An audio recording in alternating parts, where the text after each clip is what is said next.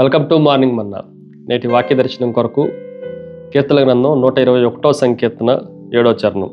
ఏ అపాయమును రాకుండా యెహోవా నిన్ను కాపాడును, ఆయన నీ ప్రాణమును కాపాడును. ఇది అద్భుతమైన యాత్రా కీర్తనలో చాలా ప్రాముఖ్యమైన కీర్తనగా మనం ఆలోచన చేయొచ్చు. ఈ కీర్తనలో నుండి 4 ప్రాముఖ్యమైన విషయాలు ఈ ఉదయకాల సమయంలో మనం గ్రహించాలి. నెంబర్ 1, మొట్టమొదటిది మైటీ మాస్టర్, శక్తి కలిగిన అధిపతి. 2 పదాలు ఇలాగ రాయబడ్డాయి. ఏ అపాయము రాకుండా ఆయన నీ ప్రాణమును కాపాడును. ఏ అపాయము మన దరిచారనీయకుండా, ఏ ప్రమాదము మన దరిచారనీయకుండా ఆయన మనల్ని, మన ప్రాణమును కాపాడే శక్తివంతమైన అధిపతి, మాస్టర్ అన్న సత్యాన్ని మనం గ్రహించాలి. మన ప్రాణాన్ని కాపాడటం లోకంలో ఎవరి వల్ల కానే కాదు. డాక్టర్స్ కూడా కొన్నిసార్లు హోప్స్ లేవని చెప్తూ ఉంటారు. కానీ ఈ మైటీ మాస్టర్, ఆయన మన ప్రాణమును కాపాడే ఒక అధిపతి అన్న విషయాన్ని మనం గ్రహించాలి.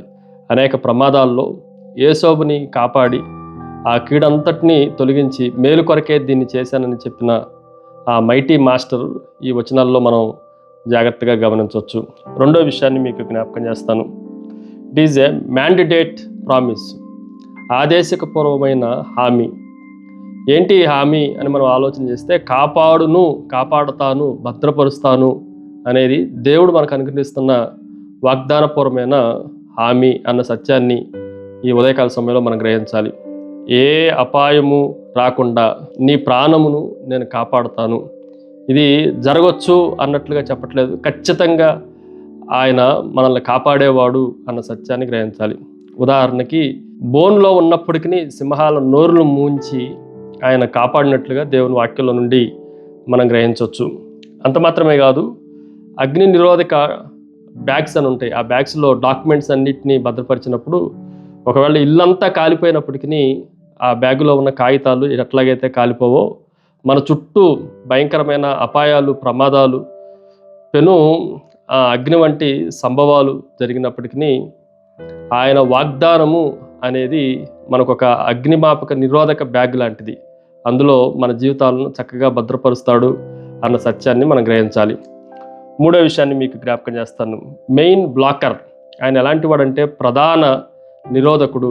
ఏ అపాయం రాకుండా అంటే అది ఏ అపాయము, ఏ ప్రమాదము, అది ఆరోగ్యానికి సంబంధించిన ప్రమాదమే కానీ, ఆధ్యాత్మిక సంబంధించిన ప్రమాదమే కానీ, ఆరోగ్యానికి సంబంధించిన ప్రమాదమే కానీ, అది కంటికి కనిపించే ప్రమాదాలు మాత్రమే కాదు, కంటికి కనిపించని ప్రమాదాలను సైతము దేవుడు వాటిల్లో నుండి మనల్ని కాపాడగలడు.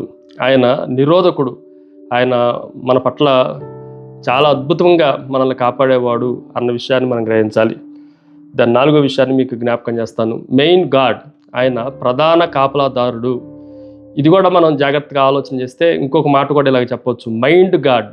ఆయన ఎలాంటి వాడు అనంటే మన మనసును, అందుకే నీ ప్రాణమును కాపాడును అన్న మాటను మనం ఆలోచన చేస్తే బాహ్య సంబంధమైన శరీరం మాత్రమే కాదు, అంతరంగికంగా ఉన్న భయాలు, మనసును, ఆంతరంగాన్ని, అదేవిధంగా ప్రాణాన్ని, సోల్ని, స్పిరిట్ని అన్నిటినీ కాపాడేవాడు.